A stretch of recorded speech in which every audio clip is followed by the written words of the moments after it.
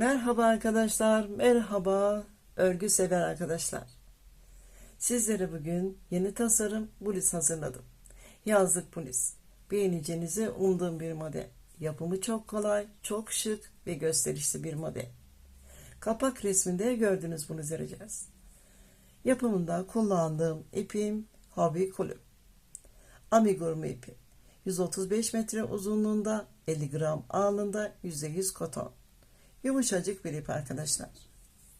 İnce bir ip.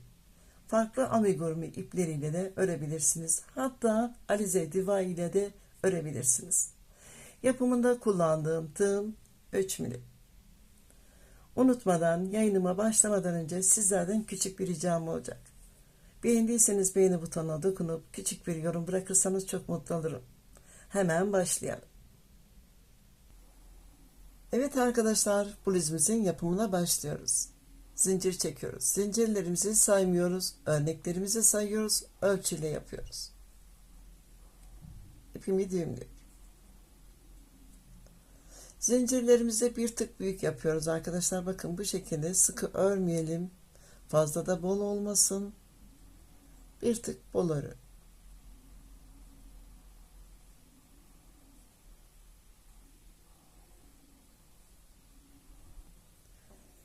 Evet, zincirimi çektim. İstediğim ölçüden 8-10 santim, hatta daha fazla zincir çektim. Ölçüyorum, bakın. Buradan tuttum.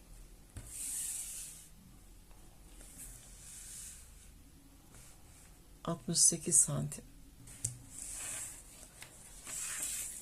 Örneğimizin koluna geçiyoruz. 6 tane zincir atlıyorum. Bakın 1, 2, 3, 4, 5, 6. 7. zincirimin üzerinden tuttum. Tığıma 2 defa ipimi doladım. 7. zincirimiz, bakın bu şekilde battım. Buradan ilmeğimi alıyorum. Üçlü trabzan yapıyoruz. Uzun yapıyoruz. Bakın arkadaşlar. Bol örüyorum. Bir tane üçlü trabzan yaptım. Tığıma 2 defa ipimi doladım. Aynı noktaya tekrar üçlü trabzan yapıyorum. Trabzanlarımızı bu şekilde uzun yapalım. 2 tane aynı noktaya üçlü trabzan yaptım. 2 tane zincir çekiyorum. Tığıma 2 defa ipimi doladım. 3 tane zincir atlıyorum. 1, 2, 3, 4. zincir. Bakın arkadaşlar, bu şekilde batıyoruz.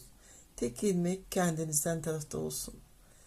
Bu şekilde yaparsanız örgünüzde uzam olacaktır. Bu şekilde batıyorum. Buradaki noktadan ilmeğimi alıyorum. Üçlü trabzan yapıyorum. 2 defa doladım. Aynı noktaya tekrar üçlü trabzan yapıyorum.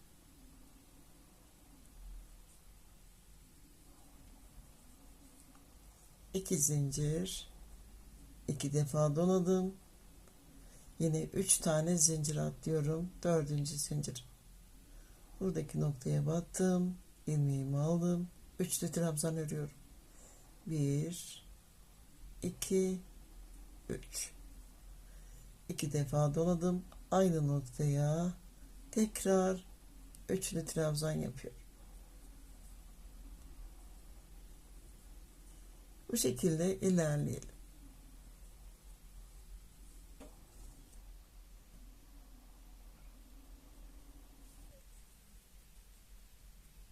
Evet arkadaşlar, 29 tane bu şekilde kafes şeklinde ördüm. Buradaki boşlukla birlikte 29 tane ördüm. İstediğim ölçüden fazla örüyorum arkadaşlar. Üzerine ördüğümüz zaman örgümüzde küçülme olacaktı. Son bir tane daha öreceğim. 2 zincir çekiyorum, 2 doluyorum. Buradaki boşluklarda 3 tane zincir atlamıştım. Son boşlukta 2 tane zincir atlıyorum. 1, 2 zincir atlıyorum. 3. zincirimin üzerine bir tane tek üçlü trabzan örüyorum. Toplam 30 tane boşluk oluştu. İstediğim ölçüden 5-6 santim fazla ördüm. Örgümü ölçüyorum. Bakın arkadaşlar. Buradan tuttum. 62 santim. Toplam 30 tane kafes yaptım. Buradaki boşlukla birlikte. Fazla kalan zincirimizi 3 zincir ilerisinden kesip örgünüze devam edebilirsiniz. Birinci sıramı tamamladım. 5 tane zincir çekiyorum. Zincirlerimi sıkı yapmadım. Tığıma 2 defa ipimi doladım. Trabzanın tepe boşluğuna örmüyoruz. 2 tane zincir çekmiştim. İlk zincirimin ara boşluğundan batıyorum. Bakın. Bu şekilde.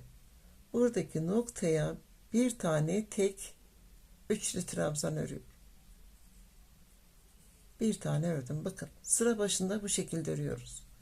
2 tane zincir çekiyorum. 2 doluyorum. Sıradaki kafes boşluğu bakın. Buraya geçiyorum. İlk zincirimin bulunduğu noktaya batıyorum. Bakın arkadaşlar. İlmeğimi aldım. Bir üçlü trabzan. 2 doluyorum. Aynı noktaya ikinci üçlü trabzanımı örüyorum. Çift ördüm. 2 tane zincir çekiyorum. 2 doluyorum. Sıradaki kafes boşluğu ilk zincirimin bulunduğu noktaya çift üçlü trabzan örüyorum.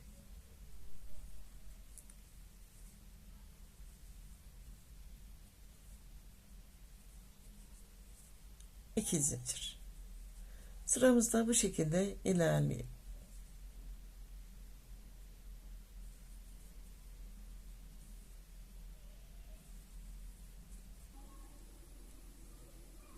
İkinci sıramın sonuna yaklaştım. Bakın son çift üçlü trabzanımı ördüm. 2 tane zincir çekiyorum. 2 doluyorum. Bakın çift ördüm. Üçlü trabzan ve dönüş. Buradaki son zincirimizin boşluğuna batıyorum. Bir tane tek üçlü trabzan örüyorum. İkinci sıramı tamamladım.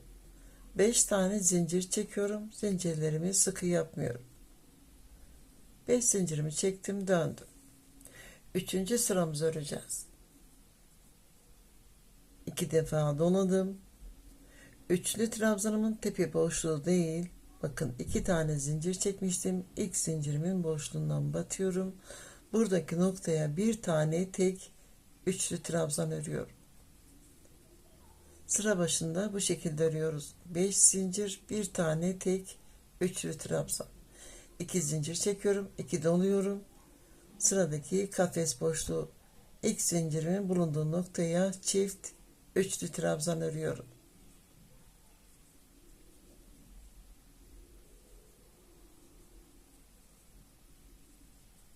Çift ördüm.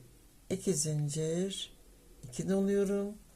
Yine bakın buradaki zincirimizin üzerine çift üçlü trabzan. Sıramızda bu şekilde ilerleyelim.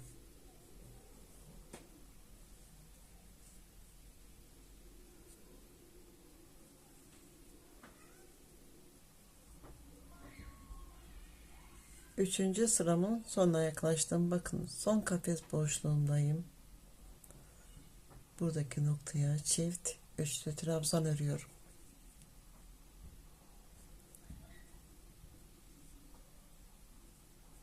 Evet. 2 tane zincir çekiyorum. 2 doluyorum. Bakın üçlü trabzan, 5 tane zincirimiz. 1, 2, 3, 4, 5. 5. zincirime batıyorum. Bakın buradan üçlü trabzanımdan sonraki ilk zincirimin bulunduğu noktaya bir tane tek üçlü trabzan örüyorum. Sıra sonunda bir tane tek üçlü trabzan örüyoruz arkadaşlar. Bakın bu şekilde. 5 tane zincir çekiyorum. Zincirlerimi sıkı yapmıyorum. Dönüyorum. Sıra başındayız. 2 doluyorum. İlk kafes boşluğu, ilk zinciri. Buradaki noktaya bir tane tek üçlü trabzan örüyorum. Sıra başında bu şekilde örüyoruz. Sıra sonunda tek üçlü trabzan örüyoruz. Sıra başında 5 tane zincir çekip zincir üzerine bir tane üçlü trabzan örüyoruz. Bu şekilde örgümüze devam ediyoruz. Kol altına kadar örüyoruz. Kol altına kadar ördükten sonra kol için uzatma yapacağız. Evet arkadaşlar, kol altına kadar sabit ördüm. 22 sıra ördüm. Kol için uzatma yapacağız. Son üçlü trabzanımı ördüm. 12 tane zincir çekiyoruz. Zincirlerimizi sıkı yapmıyoruz.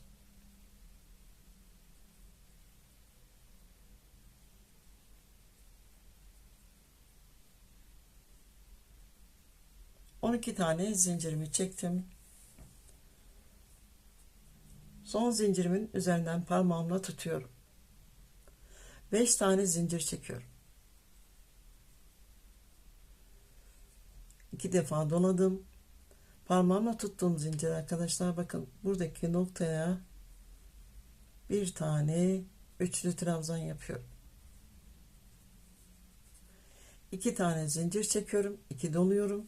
3 tane zincir atlıyorum. 1, 2, 3. Dördüncü zincirimin üzerine çift üçlü trabzan yapıyorum.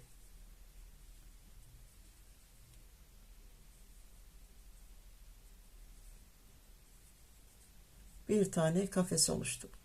2 tane zincir çekiyorum. 2 doladım. 3 tane zincir atlıyorum. 1, 2, 3. Dördüncü zincirimin üzerine çift üçlü trabzan yapıyorum.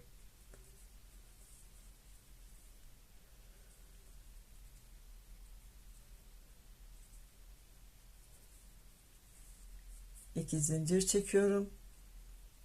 2 doladım. Bakın buradaki bir tane üçlü trabzanımızın tepe boşluğuna çift üçlü trabzan yapıyoruz.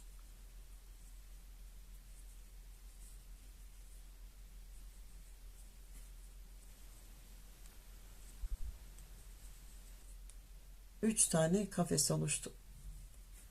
2 tane zincir çekiyorum. 2 doluyorum. Sıradaki bakın kafes boşluğunun ilk zincirinin üzerine çift üçlü trabzan yapıyorum. Alttaki sıralarımızda ördüğümüz gibi sıramızda ilerliyoruz. Diğer kenara geçiyoruz ve burada yine kol için uzatma yapıyoruz.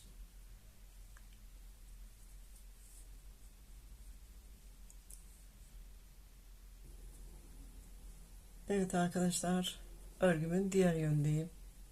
Bakın sıramı tamamlamadan örgümü durduruyorum. Burada artırma yaptığımız gibi bu tarafta da artırma yapacağız. Farklı iple bir miktar zincir çekeceğiz. Bakın 5. zincirimin bulunduğu noktaya farklı iple başlıyorum. İpimi sabitledim. Fazlaca zincir çekeceğim. 15 tane zincir çekiyorum. Zincirlerimi sıkı yapmıyorum.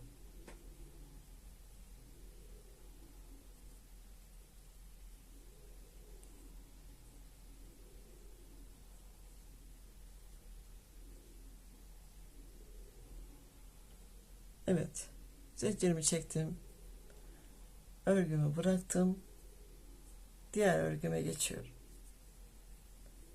Buradan devam ediyorum.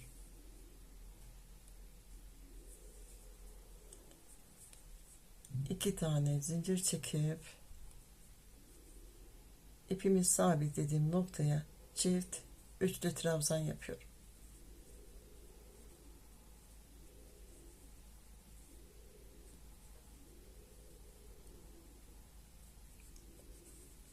İki zincir çekiyorum. Burada ilerliyoruz arkadaşlar. 3 tane zincir atlıyorum. 1, 2, 3. Dördüncü zincirimin üzerine çift üçlü trabzan yapıyorum.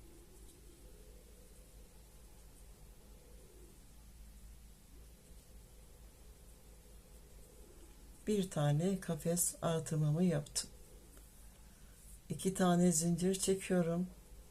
3 tane zincir atlıyorum. 1 2 3, dördüncü zincirimin üzerine çift üçlü trabzanımı yapıyorum.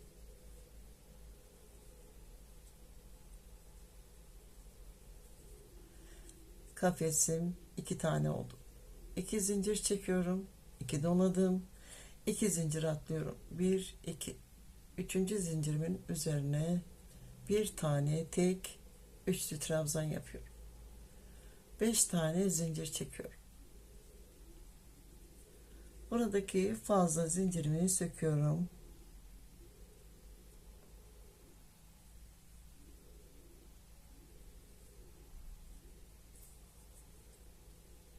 Zincirimi sıkıladım.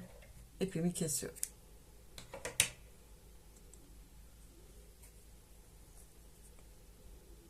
Her iki yönde de üçer tane kafes artırma yaptım. Örgümüze alttaki sıralarda yaptığımız gibi devam ediyoruz. 5 zincir çektim. Tığıma 2 defa ipimi doladım. İlk zincir üzerine bir tane üçlü trabzan yapıyorum. 2 zincir, 2 doladım. Sıradaki kafesimizin üzerindeki ilk zincirimin üzerine çift üçlü trabzan.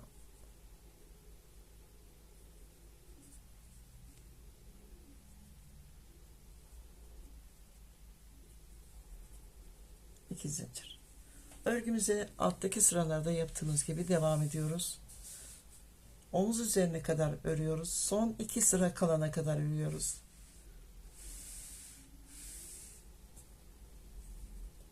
Bakın bu şekilde arkadaşlar.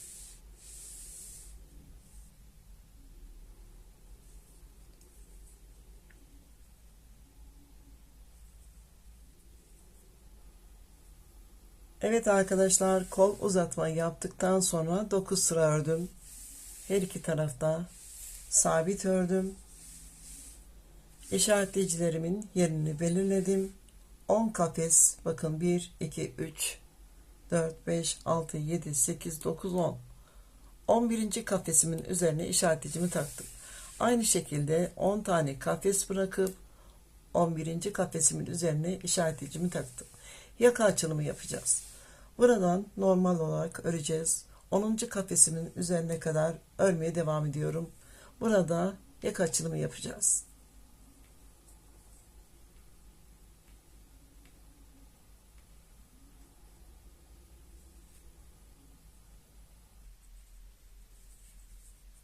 Evet arkadaşlar, bakın son kafesime yaklaştım. Son bir tane kaldı.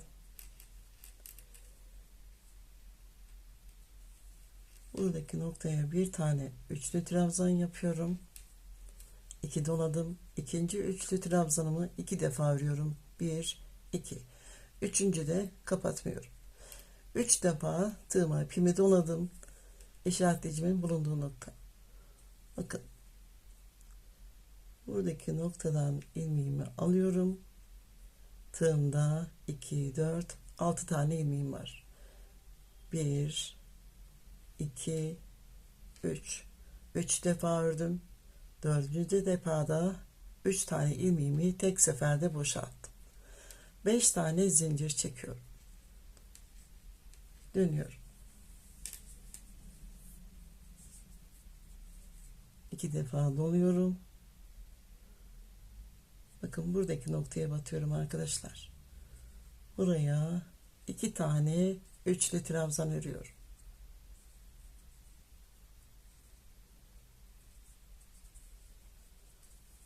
Yaka açılımını yaptık. Normal olarak örgümüze devam ediyoruz. 2 zincir. Bakın sıradaki zincirimin üzerine çift üçlü trabzan.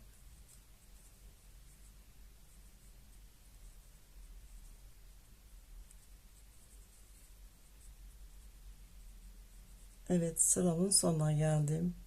Son olarak bir tane kenara üçlü trabzan yapıyorum.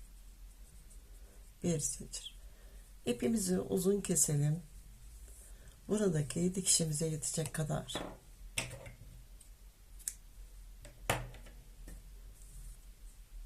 Yaka açılımının bir tarafını yaptım. Diğer yönü yapalım. Diğer yönün yaka açılımını yapacağız. Buradan başlıyoruz arkadaşlar. Bu taraftan başlarsak örneğimize ters düşer. Bakın işareticimin bulunduğu noktadan buradan ipimi sabitliyorum. 5 tane zincir çekiyorum.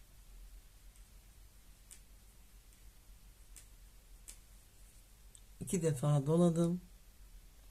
Bakın arkadaşlar, buraya çift üçlü trabzan yapıyorum.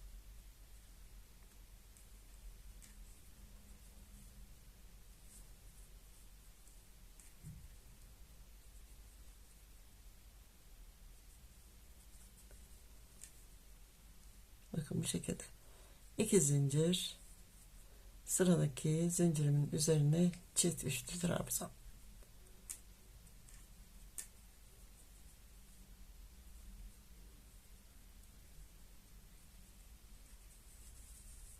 Normal olarak örüyoruz ve dönüyoruz.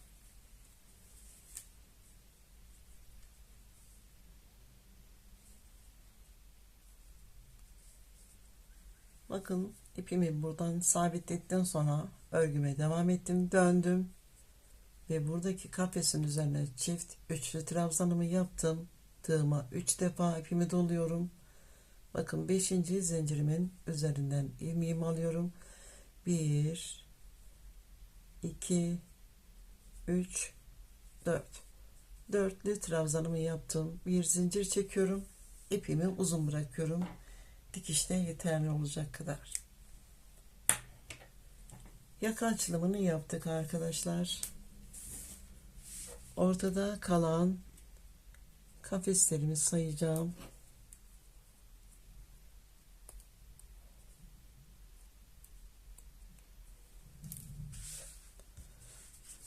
Bakın 1 2 3 4 5 6 7 8 9 10 11 12 13 14 15 15 tane kafesimiz kaldı. Bu şekilde aynı sayıda, aynı sırada bir parça daha örüyoruz. İkinci parçamızı da örelim ve dikişlerimizi yapalım. Evet arkadaşlar, ikinci parçamı da ördüm. Dikişlerini yapacağım. Dikkat etmeniz gereken bir husus var arkadaşlar. Bakın. Buradaki örgüm birinci sıramızda bu çizgi, bakın. Daha sonra 2 sıra örüyorum. Yine çizgi oluşuyor. Burada da aynı şekilde. Yönlerini düzgün yapalım. Bakın her iki tarafı da birinci sırada dış yönde. İsterseniz iç yönde de yapabilirsiniz. Dikişten önce dikkat etmeniz gereken nokta arkadaşlar. Öncelikle omuz üzerine dikiyoruz. Uzun bıraktığım ipim, buradan dikişime başlıyorum.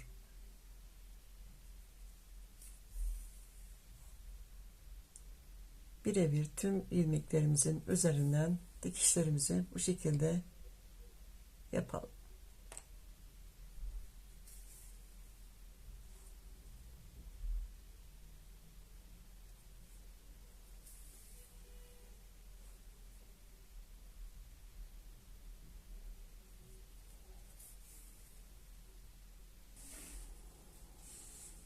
Evet arkadaşlar, bakın omuz üzerine her iki tarafı da diktim. Kenar dikişi yapacağız. Kolumu uzattığım noktadan dikiyorum.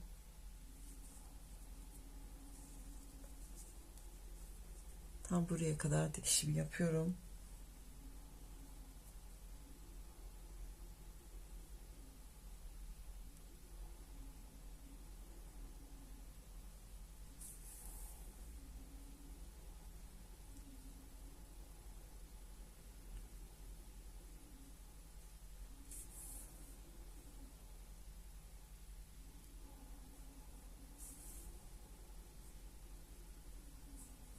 Bakın kol uzatma yaptığım noktaya kadar.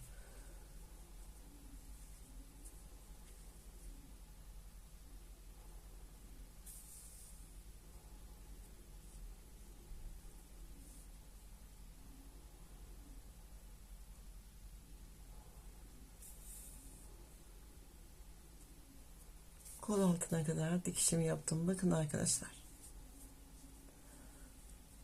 Buradan sonra sıramızı takip edelim. Kayma yapmayalım. Bakın buradaki sıra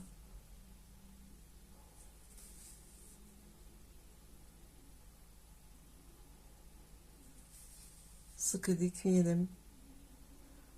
Örgümüzün esnekliğini dikelim arkadaşlar. Bakın.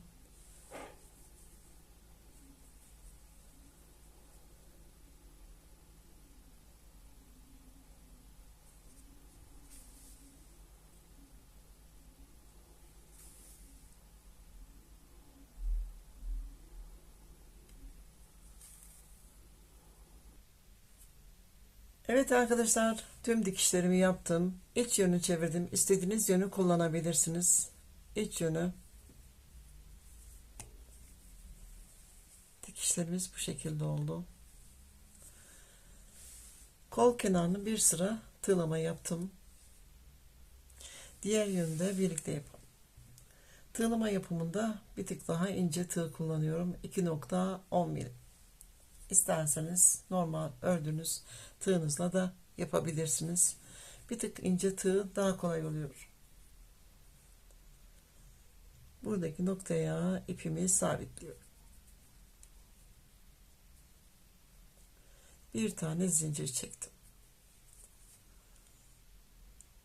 Hemen yandaki bakın buraya örgümün arasına battım. Bir sık iğne yaptım. Bir zincir çekiyorum. Örgülerimizi bol verelim. Bakın atlıyorum. Buradaki noktaya bir sık iğne. Bir zincir, sıkı örmüyorum. Bakın arkadaşlar. Buradaki noktaya atladım. Bir zincir atlıyorum. Buradaki noktaya sık iğne, bir zincir. Bakın mesafe bırakıyorum. Örgümüz ince olduğu için tığlamalarımızda ince yapıyoruz. Bu şekilde kol çevresini örmeye devam ediyorum.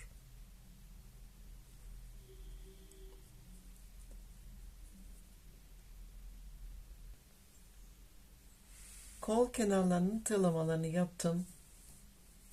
Her iki yönünde. Örnek modelimiz ince olduğu için kenar tığlamaları daha ince yapıyoruz arkadaşlar. Bakın modelimiz bu şekilde. Alt kenarını tığlamasını yapacağız.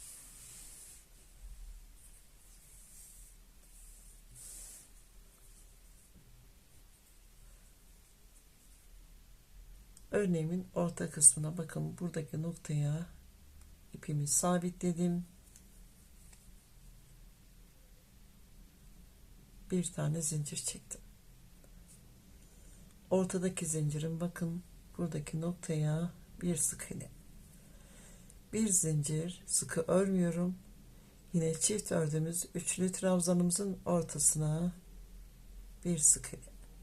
Bir zincir, 3 tane zincir örmüştüm. Tam ortadaki zincire bir sık iğne, bir zincir, üçlü trabzanımın ortasına bir sık iğne. Bu şekilde ilerleyelim. Kenar tığlaması yapıyoruz arkadaşlar.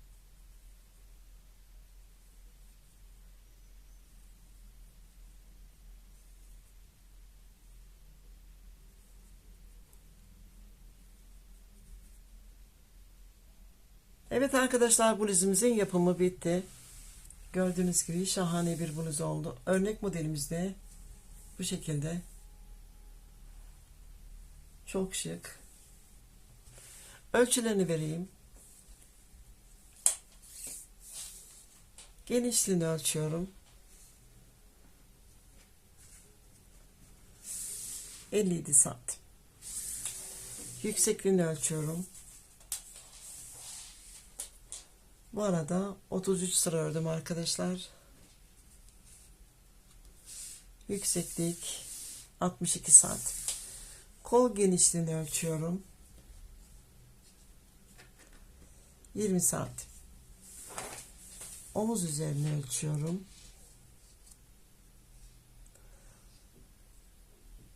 18 santim. Yaka genişliğini ölçüyorum. 30 santim. Ördüğüm bluz 38-40 beden için uygun ölçülerde. Kullandığım ipim arkadaşlar, bakın 5. ipimden kalan ipim. Tüm ipimde bu şekilde bakın. Tahmin olarak 210-15 gram civarında ip kullandım. Bir tane de kol için uzatma yapmadan ördüm. Onu da sizlere hemen göstereyim. Yine hobi kulüp iple ördüm. 5 tane ipimden kalan ipim. Yine tahmini olarak 215 gram civarında ip kullandım. Oldukça ekonomik bir ip arkadaşlar. İsteyen arkadaşlarıma alışveriş yaptığım sitenin linkini sizlere ulaştırabilirim. Buradaki bluzimi kafes olarak 32 tane ördüm. Diğer bluzimde 30 tane kafes olarak başlamıştım. Genişliğini ölçüyorum.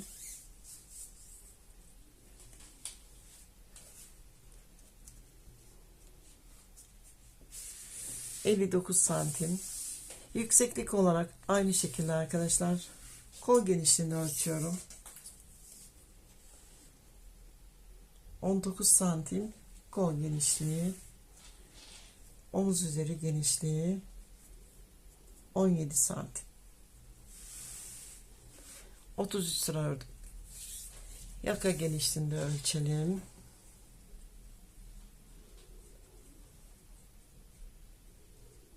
Yine 30 santim civarında arkadaşlar. Ördüğüm bluz 38 ila 40 beden için uygun ölçülerde. Örnek modelimizde bu şekilde. İsterseniz pare olarak da örebilirsiniz. Uzun kol örmek istiyorsanız kol için uzatma yapmadan örün. Arka ve ön parçanızı kolunu ayrıten örüp dikin arkadaşlar. Bu şekilde daha güzel olacaktır. Ben çok beğendim. Sizlerin de beğeneceğinizi umuyorum. Beğendiyseniz beğeni butonuna dokunup küçük bir yorum bırakırsanız çok mutlu olurum. Abone olmayı unutmayın lütfen. Başka videolarında görüşmek üzere. Hoşça kalın. Sevgiyle kalın.